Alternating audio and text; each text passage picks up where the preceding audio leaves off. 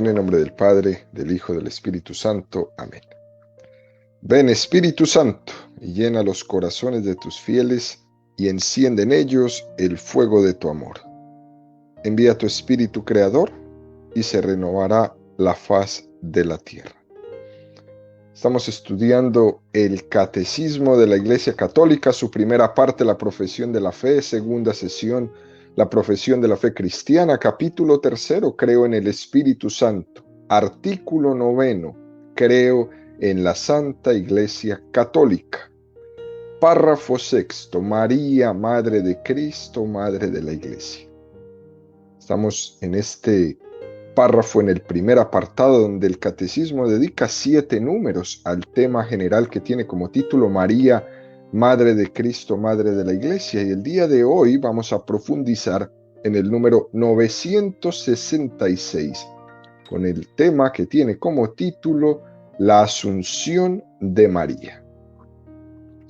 Número 966 del Catecismo de la Iglesia Católica dice: finalmente, la Virgen Inmaculada, preservada inmune de toda mancha de pecado original, terminado el curso de su vida en la tierra, fue asunta en cuerpo y alma a la gloria del cielo, y enaltecida por Dios como Reina del universo para ser conformada más plenamente a su Hijo, Señor de los señores y vencedor del pecado y de la muerte. La Asunción de la Santísima Virgen constituye una participación singular en la resurrección de su Hijo y una anticipación de la resurrección de los demás cristianos. Y al final de este número, el Catecismo nos regala una parte de la liturgia bizantina que dice: en el parto te conservaste virgen, en tu tránsito no desamparaste al mundo, oh Madre de Dios, alcanzaste la fuente de la vida, porque concebiste al Dios viviente, y con tu intercesión salvas de la muerte nuestras almas. Número muy hermoso que nos presenta el Catecismo de la Iglesia esta mañana, queridos amigos. No se puede hablar de la Asunción de María a los cielos, ni de ningún otro título que le podamos dar a María, si no partimos del título principal que podríamos aplicarle a ella, que es María, Madre de Dios. Ese es el título principal de María. Santa María, Madre de Dios, fiesta que celebramos como una solemnidad el día 1 de enero, dedicado a esto. Empezamos el año glorificando a Dios por su madre. En algunos de los pueblos, en algunas culturas de la tierra, se engalana con este título el día 15 de agosto en la fiesta de la Asunción de María, o el día de la Inmaculada el 8 de diciembre, etcétera, etcétera. Sin embargo, el título mariano por excelencia, el que encuadra todo, es Santa María, Madre de Dios. Desde ahí, desde ese título grandísimo, se entiende todo lo demás. Desde ahí se entiende la Inmaculada Concepción, desde ahí se entienden todos los dogmas marianos. Fijémonos que la partecita del prefacio litúrgico de la fiesta de la Inmaculada dice: purísima había de ser la que llevara en su seno al autor de la gracia. Convenía que fuera purísima la que habría de ser Madre de Dios. Algo similar pasa con la asunción a los cielos de la Santísima Virgen María. Se distingue, queridos amigos, estas dos palabras: ascensión de la asunción. Jesús fue ascendido a los cielos y María fue asunta a los cielos. Son dos palabras diferentes que es importante tenerlas presentes, que Jesús ascendió a los cielos por su propio poder y que María fue asunta a los cielos por el poder de Dios. Ella no lo hizo por sí misma, fue Dios quien la llevó. Jesús lo hizo con su propio poder. Es un excelente argumento este para aquellos que acusan a la iglesia de haber divinizado a María, ¿no? De ponerla casi al mismo nivel de Dios. Pero es una acusación que no tiene ningún sentido ni ninguna trascendencia, porque no ha sido la iglesia la que ha asunto a María, ha sido Dios. Parece lógico, queridos amigos, que aquella que había llevado en su seno al autor de la vida, compartiera con él su gloria. Es lógico. Jesús quiso compartir el cielo como hombre con María su madre en cuerpo y en alma. Dicho esto, es muy importante, queridos amigos, resaltar que Jesús no subió a los cielos igual que bajó. Antes de la encarnación, Jesús era Dios y después de la ascensión, subió al cielo como Dios y como hombre para toda la eternidad. Antes de la encarnación, Jesús en el cielo solo era Dios. Pero después de la ascensión al cielo, Dios y hombre. Es decir, hay una humanidad dentro de la Santísima Trinidad.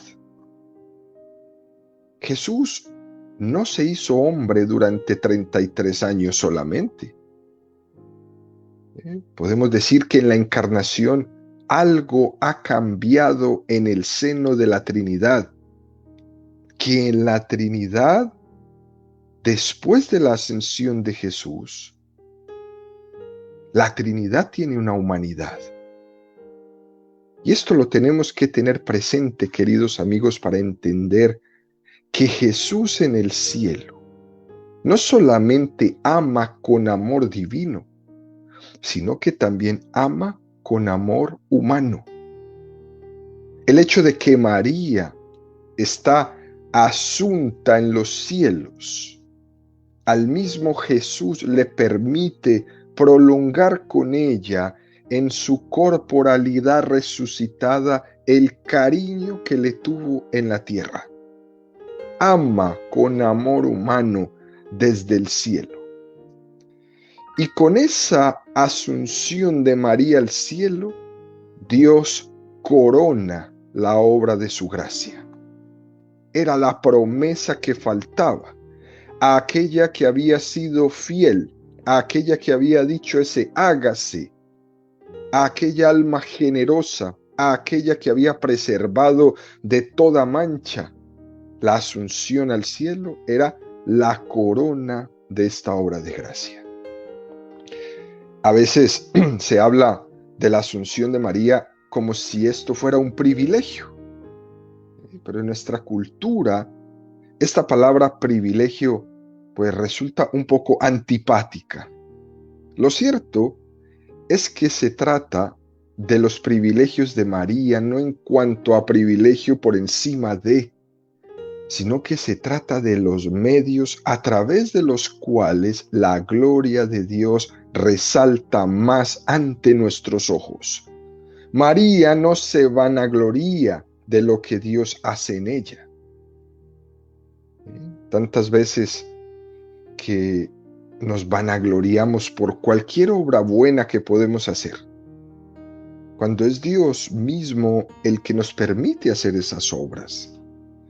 Y nos esforzamos nosotros muchas veces, queridos amigos, por robarle a Dios la gloria.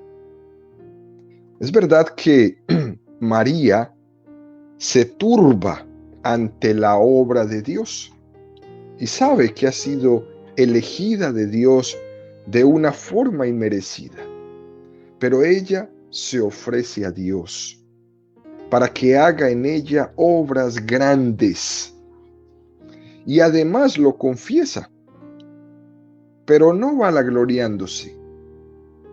sino para que el mundo vea qué hermosa puede ser la santidad de Dios si el hombre es dócil y si el hombre se deja moldear por Dios como la arcilla en manos del alfarero. Eso es lo que nos presenta la Santísima Virgen María, que Dios que obre obras buenas en mí, no para que yo sea el que se vea, sino para que se demuestre la santidad del hombre en mí. Fijémonos cómo este número 966 del Catecismo dice: María fue asunta en cuerpo y alma a la gloria del cielo y enaltecida por Dios como reina del universo para ser conformada más plenamente a su Hijo. ¡Qué texto tan precioso! Significa que la asunción de María, la Inmaculada Concepción, hay que entenderlo desde el designio de Dios de santificación de sus criaturas. ¿Por qué? Porque esta es la manera de ser conformada más plenamente a su Hijo. Toda la vida de María es una conformación a su Hijo. La gracia se nos da en Cristo. Por tanto, como se nos dice de María, la llena de gracia, es porque está completamente unida a Cristo. No es que ella posee o que de ella sale la gracia, ¿no? Es que ella está llena de gracia. Incluso antes de concebir a ella, está llena de gracia. Este es un misterio de doble sentido. Jesús se conforma humanamente en María, pero también María se conforma en su Hijo en esa divinidad, la llena de gracia. Jesús se hace hombre en María y María se va divinizando por la gracia.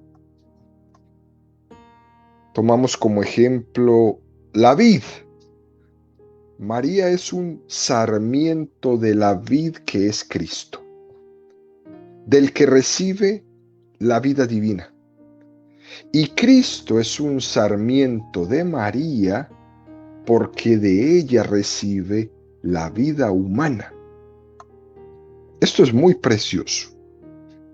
Y en este número se le llama a Cristo Señor de los señores y vencedor del pecado y de la muerte. Y aquí está la clave determinante de lo que es la asunción de María a los cielos. Que Jesús mostró su señorío venciendo el pecado y mostró su señorío venciendo a la muerte. Y en María Jesús venció a la muerte. Por eso ella no conoció la muerte. La muerte está vencida.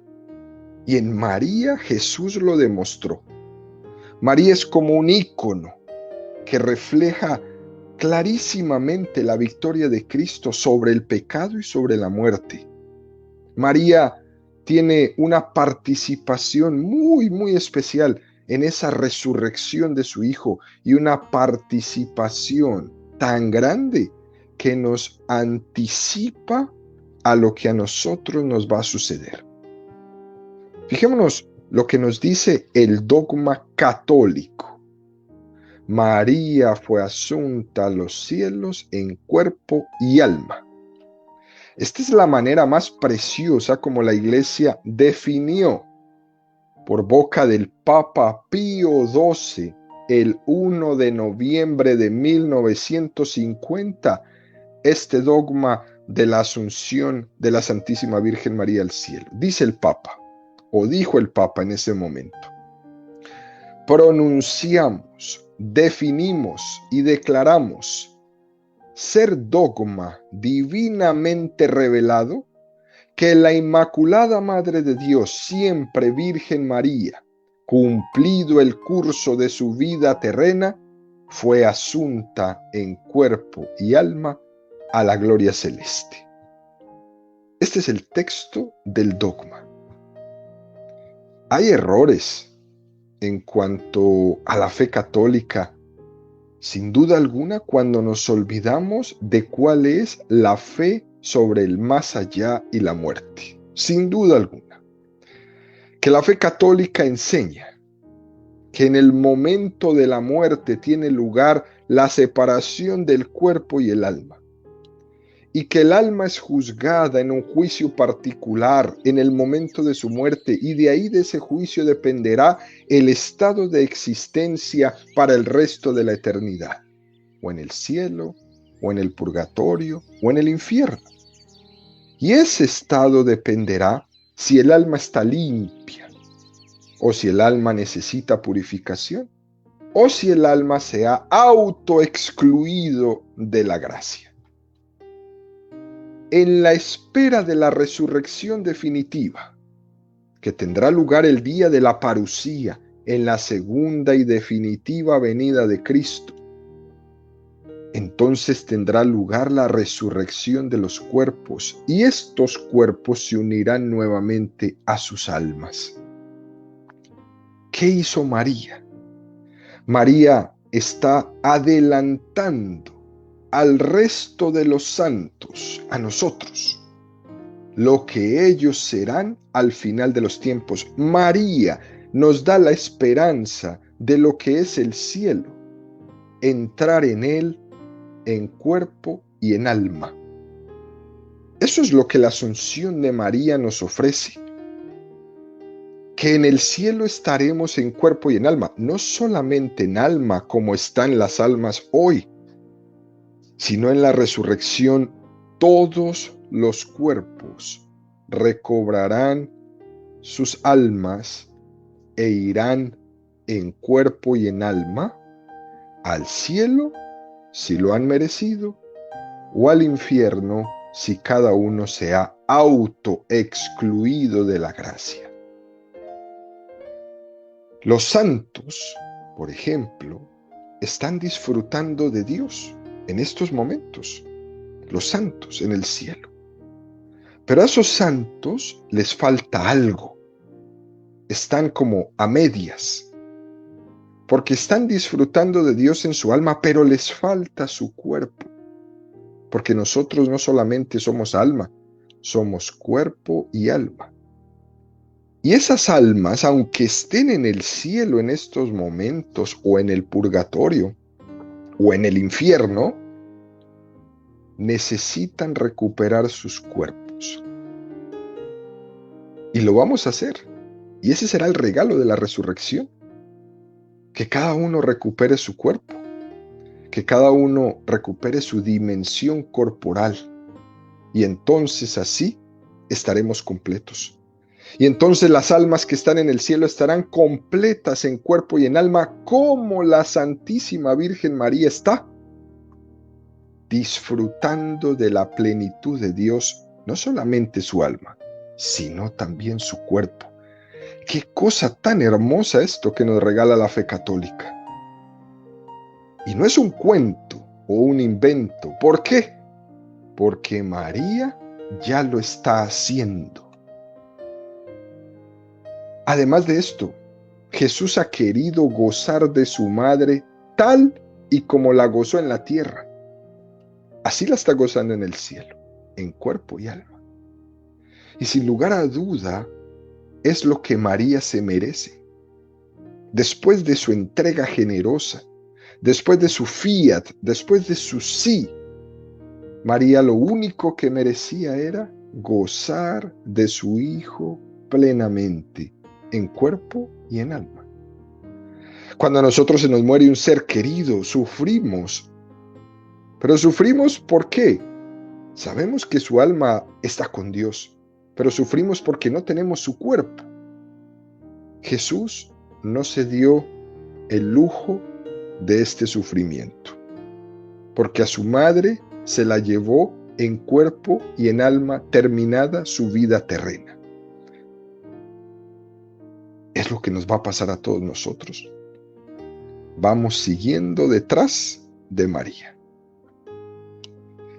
Y termina este número 966, queridos amigos, presentándonos una pequeña parte de esta cita de la liturgia bizantina tan preciosa.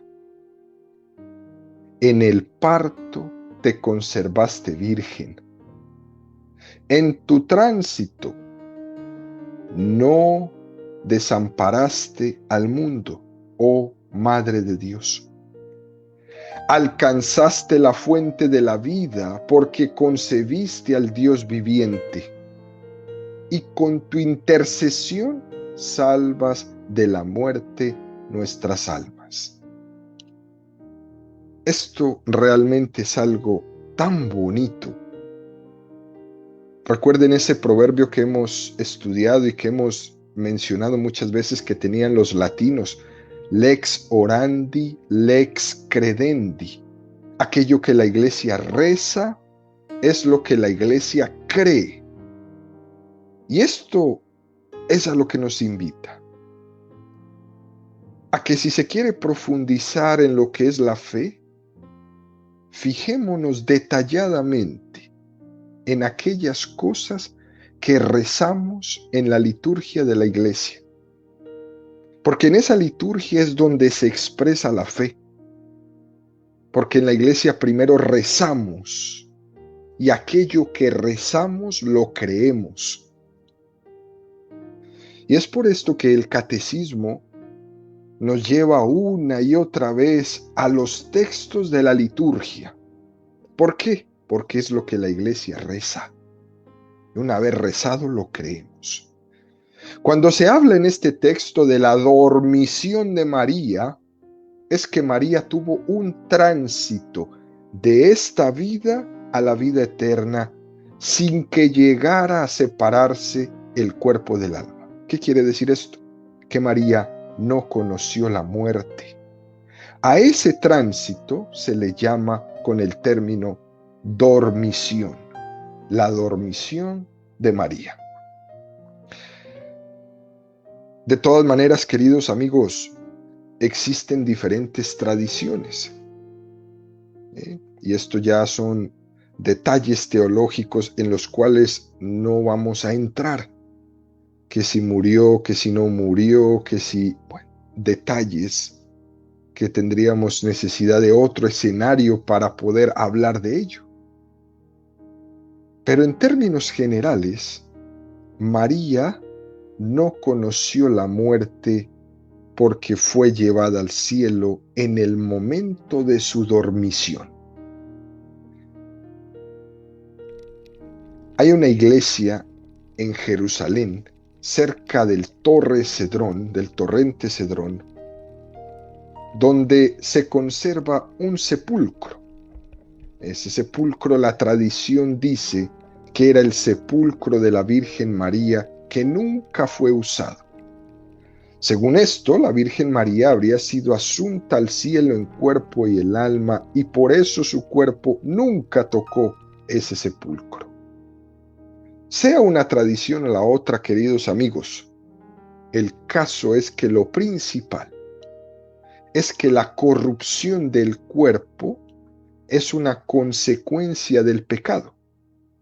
Pero María no sufrió la corrupción de su cuerpo. Su cuerpo fue preservado de la corrupción porque María era inmaculada, sin mancha. También Dios, después de María, ha querido darnos algunos signos de esa santidad y lo podemos ver en la cantidad de santos que hemos encontrado en la iglesia después de muchos años de estar enterrados cuando los sacan, que sus cuerpos están incorruptos, que no conocieron la corrupción.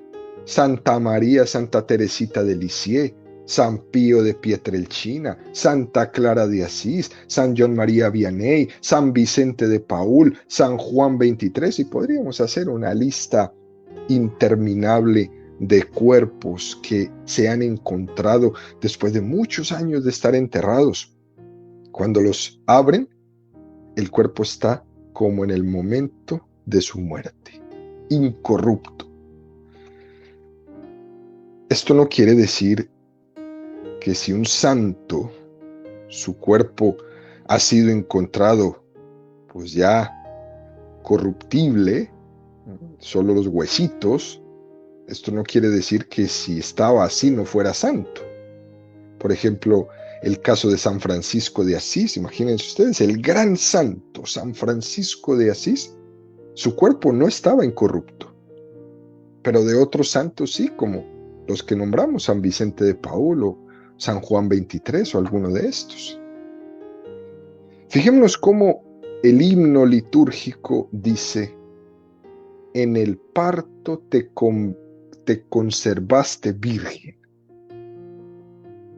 Y esta es una de las cosas que tenemos muy, pero muy olvidadas.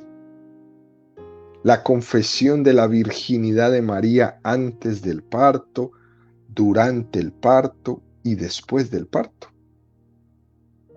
Y se pretenden lanzar ataques fuertes contra la virginidad de María, diciendo que después del parto después del parto de Jesús, María tuvo más hijos, etcétera, etcétera. Y eso es totalmente contradictorio con toda la tradición cristiana desde el primer momento. Otros ataques se dirigen contra la misma concepción virginal de la Santísima Virgen. Pero de lo que casi no se habla es de la virginidad de María durante el parto. La Iglesia no se avergüenza en absoluto de confesar esto. Es verdad que la Iglesia no llega a explicar exactamente en qué consiste esa virginidad ahí en el momento del parto, pero afirma el hecho de la virginidad de María en todas las circunstancias, en el parto, diciendo que es un parto milagroso. Como dicen por ahí algunos autores, como el rayo de luz es capaz de pasar por el cristal sin romperlo, así también Jesús es capaz de nacer en ese parto virginal. Y con esto se manifiesta que la maternidad divina de María sobrepasa la capacidad humana, que ese parto es un signo de Dios. María, para que tenga una conciencia más clara de que el Señor ha hecho obras grandes en ella. En el prólogo de San Juan, del Evangelio de San Juan, queridos amigos, en el versículo 13 de la traducción de la Biblia de Jerusalén, incluye una traducción muy, pero muy importante que nos deja saber esta parte de la fe católica. En este versículo habla en singular y nos abre los ojos al misterio del parto virginal de María. Dice el prólogo: en el principio existía la palabra, y la palabra estaba con Dios, y la palabra era Dios. Ella estaba en el principio con Dios. Todo se hizo por ella, y sin ella no se hizo nada de cuanto existe. En ella estaba la vida, y la vida era la luz de los hombres. Y la luz brilla en las tinieblas, y las tinieblas no le vencieron. Hubo un hombre enviado por Dios, se llamaba Juan. Este vino para un testimonio, para dar testimonio de la luz, para que todos creyeran por él. No era él la luz, sino quien debía dar testimonio de la luz. La palabra era la luz verdadera que ilumina a todo hombre que viene a este mundo. En el mundo estaba, y el mundo fue hecha por ella, y el mundo no la conoció. Vino a su casa, y los suyos no la recibieron. Pero a todos los que la recibieron les dio el poder de hacerse hijos de Dios, a los que creen en su nombre, la cual no nació de sangre ni de deseo de hombre, sino que nació de Dios. Fijémonos bien, queridos amigos, ese no nació de sangre hace referencia al parto virginal de María. María, virgen durante el parto, no nació de sangre. Dentro de algunos errores en la transmisión de los manuscritos, algunos tradujeron en plural, pero San Irineo y Tertuliano en el siglo II leen este texto en singular cuando dicen el cual no nació de sangre. Estos primeros padres de la Iglesia acusaron a una herejía de los gnósticos que se llamaban valentinianos de haber cambiado el singular por el plural. Y entonces cambiaba todo el sentido. Pero el texto que nos dice que María fue virgen durante el parto está en el prólogo de San Juan, versículo 13, el cual no nació de sangre. De cualquier modo, queridos amigos, lo que es importantísimo ver en este himno litúrgico que nos presenta el catecismo es cuando nos dice: en el parto te conservaste virgen, en tu tránsito no desamparaste al mundo, oh Madre de Dios. Alcanzaste la fuente de la vida porque recibiste al Dios viviente, y con tu intercesión salvas de la muerte nuestras almas. Qué detalle tan precioso y tan importante este cuando nos dice: con tu intercesión salvas de la muerte nuestras almas. No dice con tu gracia, porque esa gracia solamente la tiene Dios. Dice simplemente que María es una copartícipe, una intercesora, no dadora de gracia, intercesora para salvar de la muerte nuestras almas. La fe católica nunca ha divinizado la figura de María. Solo Dios salva. El que nos salva es Jesucristo.